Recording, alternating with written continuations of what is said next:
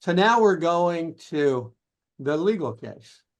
The only one I've ever been aware of where a school was sued for failing to enact best practices suicide post-vention response after a suicide.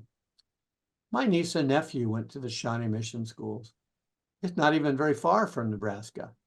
It's a very affluent suburb of Kansas City. It's not the middle of nowhere, Kansas, where I was raised. It is a school district with resources. So what's it all about? It's about two brothers, and Jason, a sophomore, died by suicide in the fall. He hung himself at Shawnee Mission Park. Let me quote the principal and superintendent. What's this have to do with us? He hung himself at a park away from school. We do reading, we do writing, we do arithmetic.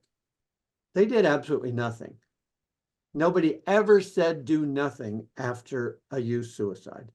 They always said, help everybody with their shock, grief, confusion, and guilt. Promote suicide prevention awareness, resources, encourage adult help-seeking behavior. Now, was there a little debate along the way about a bench in front of the school in memory of the suicide victim? There was. And that debate, unfortunately, caused a lot of administrators to think, oh, we do nothing. Okay? Here is maybe the best piece of advice I could give everybody listening today.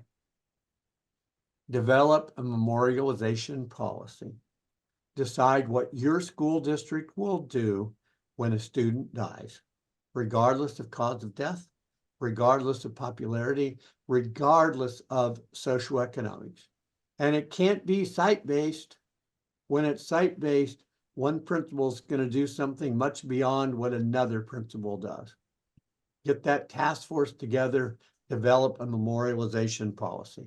But remember, nobody ever said do nothing.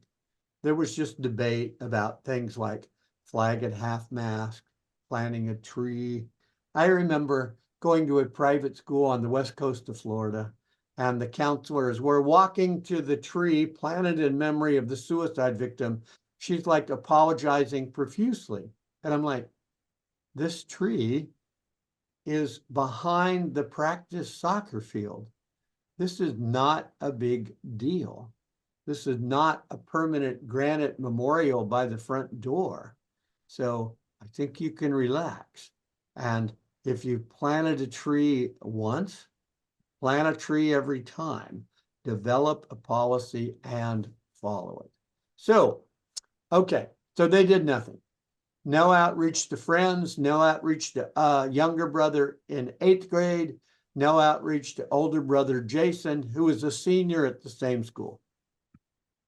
Probably you would predict Justin was having some trouble. And after a couple months, he went to his mom and he said, I'm so sad after Jason's suicide. I called your sister, my aunt, she lives in Michigan where we used to live. And she said, if it's okay with you, Mom, I could go live with her for a while. I just need a break. I'll go to high school in Michigan. Well, Justin was gone somewhere around 5 or 6 weeks, but he moved back in early May. According to Mom, counselor called him into the office and said, sorry, Justin, can't accept these credits. You will not be graduating.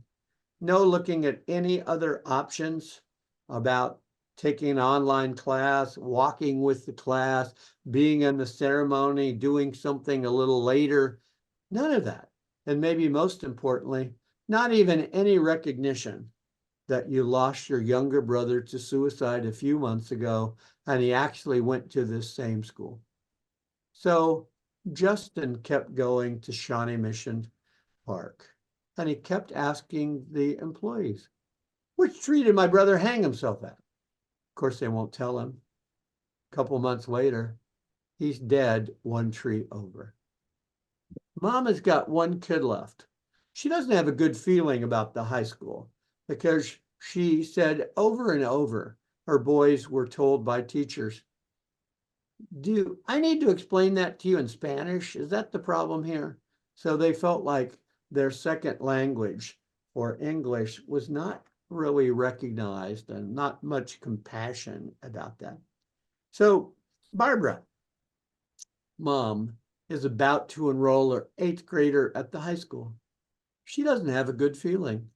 She went in and politely asked the principal for a transfer to any one of the other 8 Shawnee Mission high schools. In a puzzling decision, and I'm trying to use a nice word here, the principal turns down the transfer. Now she's angry. She hires an attorney. I'm sitting right here. I get a phone call. Barbara, what is it you want? I don't want their money. I just want them to put in place suicide prevention, intervention, postvention. I want them to bring in the American Foundation for Suicide Prevention, bring in the Trevor Project. And by the way, NASP, ASCA, and the Trevor Project, and I help, wrote model policies for suicide prevention, intervention, and postvention. Or maybe, Scott, they'd bring somebody like you into the Shawnee Mission School District. By the way, do you think it would cost them hundreds of thousands of dollars to improve their suicide prevention, intervention, and postvention? Because I'm going to say no. Most of the resources are in Kansas City. Oh, they could send people to conferences. They could order some materials. They could bring in a speaker. Sure, they could spend a little money. What do you think it cost to fight Mrs. Maris in court for over 2 years? Try hundreds of thousands of dollars. They ultimately settled with her out of court. We can do better. And we've had the answers since 2011 with the first after a suicide toolkit for schools. I love this quote from Madeline Gould. What's she saying? There is no great mystery to this. There isn't. It's untreated or undertreated mental illness, often in combination with adverse childhood experiences. What's the good news? No kid is suicidal 24/7. The intervention of any one person, and most often, that's going to be another kid. They see, hear, know things that the adults just don't. So there are the websites if you're interested in providing the guidelines for reporting on suicide. And as I said earlier, in our urban areas, not really news. In rural America, big news and very important that the reporters follow the guidelines. Been at this a long time. And I'm going to argue in these toolkits, and my partner's retired principal. So we did 3 for the state of Texas schools. We did 1 for Montana. We revised it. In Montana, they mailed a hard copy to every single building principal in the state. The Florida Steps, I'm proud to tell you, I have a Florida Blue Foundation grant. I can do training all around the state. Although I want to give you an example of how this goes. So one of the county school districts, 250 mental health professionals, it went great. Assistant superintendent was there saying, oh, we really want you to do this for the administrators. Well, it's a 3-hour training. And he won't give me 3 hours with the administrators. I'm trying to negotiate. I'm like, I guess I could do it in a little over 2 hours. And he's like, no, our administrators are just too busy. And I could provide them the toolkits free. I can pay for their lunch with my Florida Blue Foundation grant. What? I'm probably not going to get to talk to those school administrators.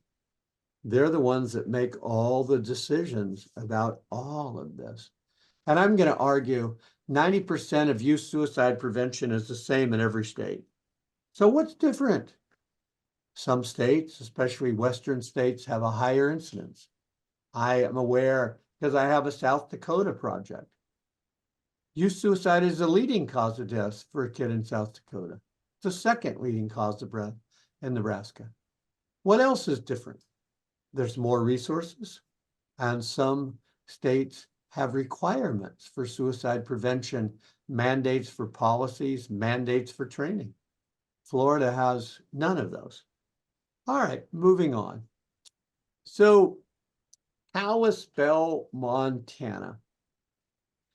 This is the last point cluster that I responded to. There's a quote from the superintendent. Kalispell is a town of 12,000.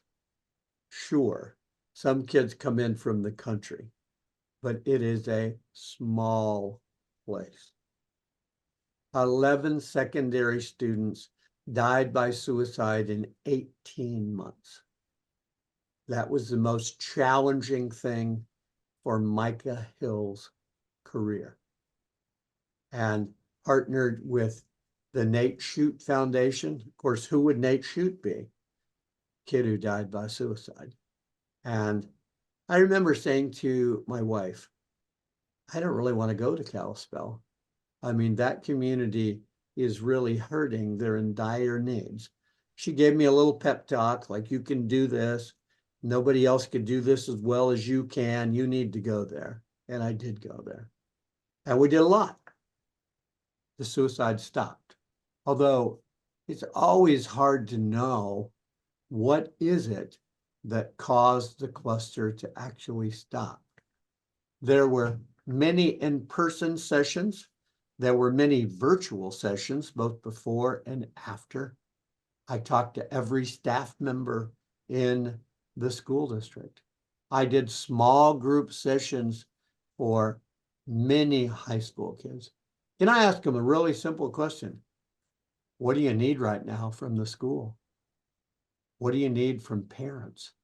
You know what kids say about what they need from them teachers? I just need them to let us talk about what happened. I need a teacher to just say something about how they're coping with this or what's on their mind. It doesn't help to have them just turn to the page in the math book. We got to all talk about this. And then I ask, what do you need from your parents right now? You know what the overwhelming statement was? I need them to really listen to me. It's like they have a tendency to be dismissive. They don't understand. They didn't lose a classmate to suicide, let alone multiple classmates. I need them to truly listen. And don't give me some pep talk about, what happened to them when they were 14. I just need them to listen. I don't expect them to solve this for me. Just listen. And the message to parents was really, there was a lot. And by the way, there is the YouTube video of the session I did for the community. It was streamed, but there were like 1,000 people in a big church auditorium. So if you're truly interested in this, you can watch the entire program. But what was the main message I was trying to give to parents? Obviously, it was a challenging time. I'm encouraging supervision. I'm helping them sort of get over the reluctance to bring up suicide.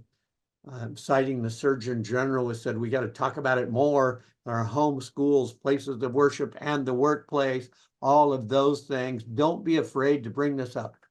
And then I go back to, we talked about the importance of re-entry for kids hospitalized for being suicidal. So if a kid was suicidal and got hospitalized and now they're getting some treatment, what's probably the last thing in the world a parent ever wants to bring up with their kid? In fact, they want to think, oh, thank God that's over. Don't have to worry about that again. So what would I say to them? Just sit down with your kid. Find the shared activity when your kid will truly talk to you. Primarily listen. But at some point, just gently say, have you ever had those suicidal thoughts again? Wouldn't be that unusual to have those thoughts again. What could you do if you had those thoughts? How could you get the help you need? So providing that activity, and I always love to share with our son, Jeremy loved basketball. I can still hear him dribbling 2 balls in the kitchen. He practiced all the time. He truly loved it.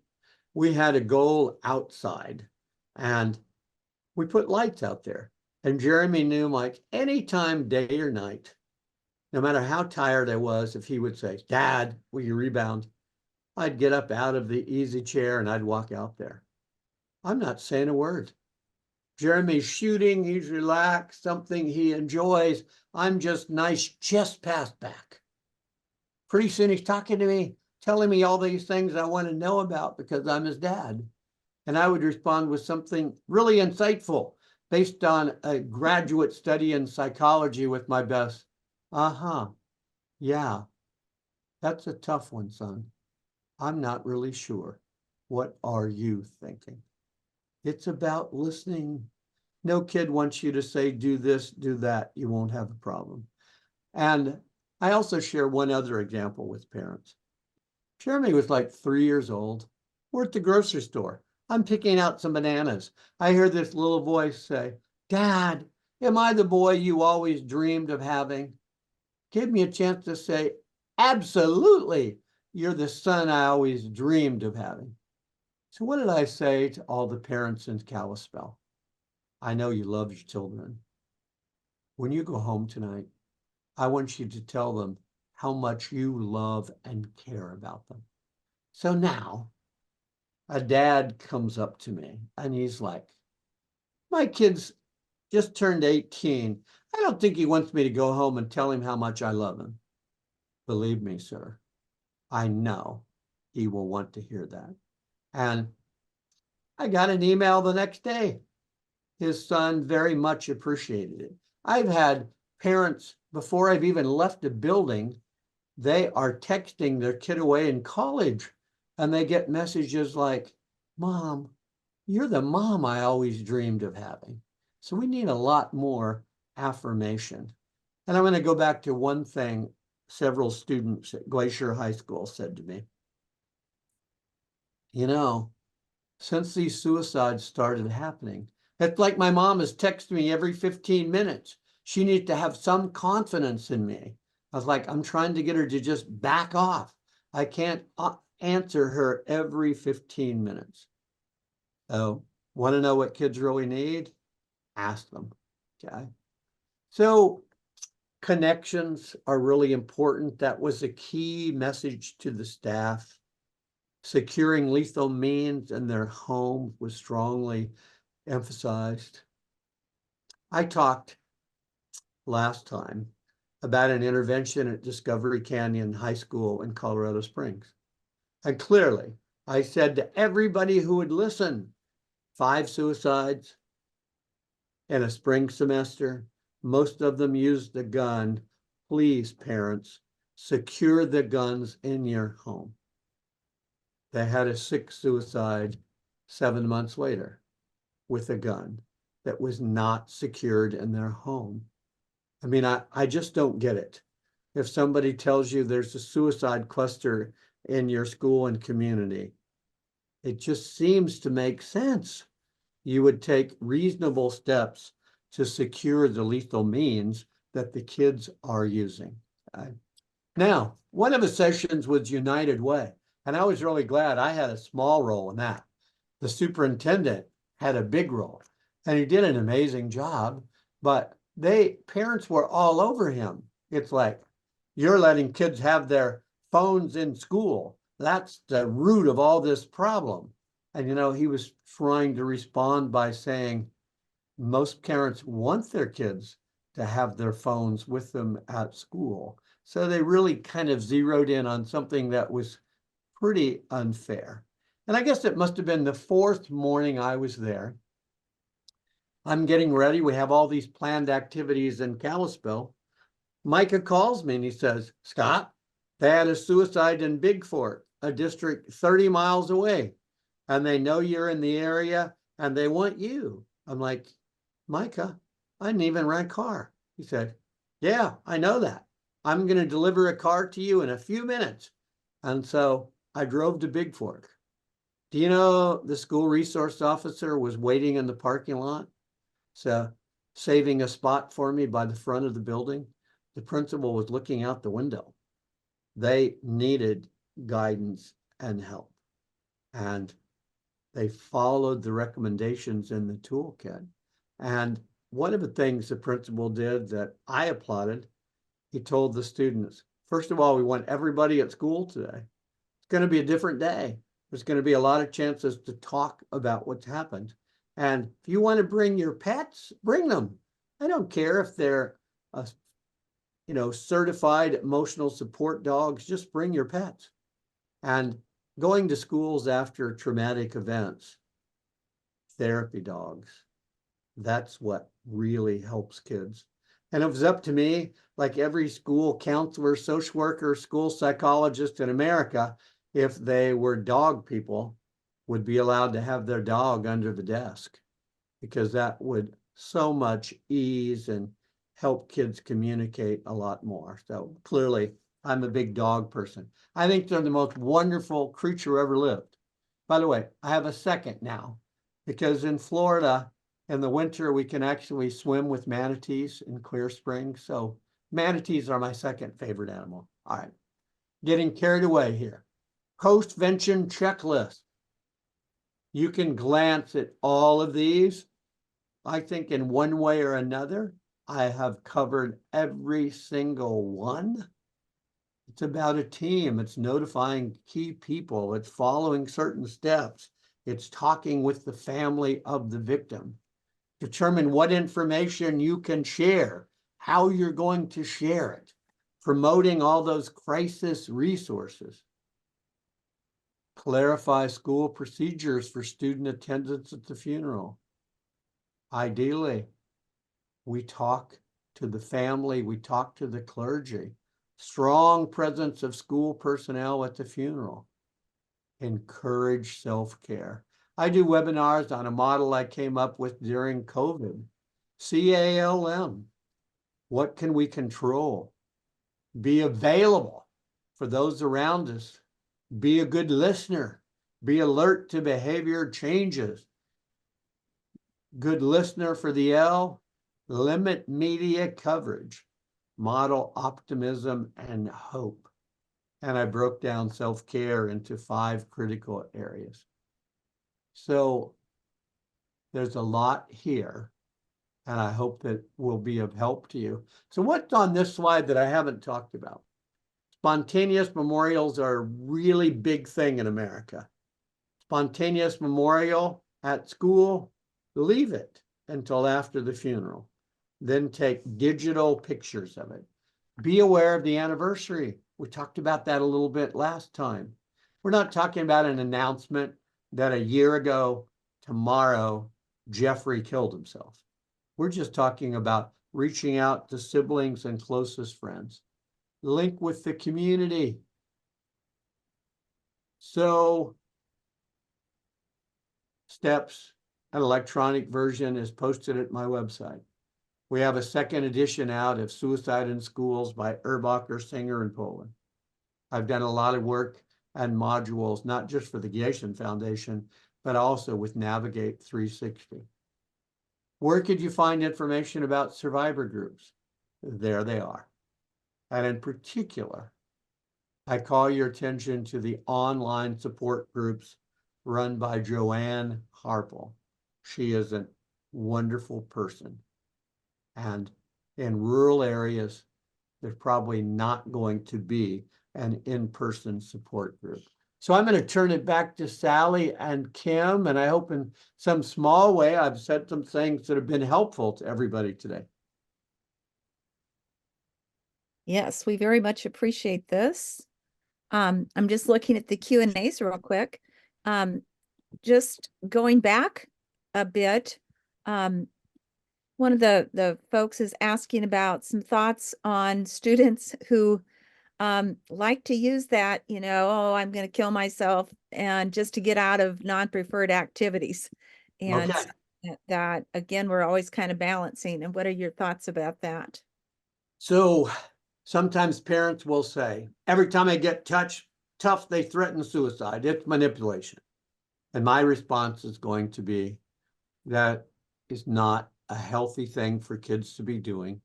And our schools, we do have to take it seriously. I know it can be a tremendous inconvenience sometime. We've got to teach kids to be able to, especially younger kids, to share what it is they're frustrated about. They shouldn't have to say, I'm going to kill myself to get our attention. And maybe they do get out of some things, but so what? We really need to recognize the scope of this problem. And we're not really in a position to say, oh, well, I know they won't do anything. Follow your school procedures. Get counselors, administrators, and parents involved.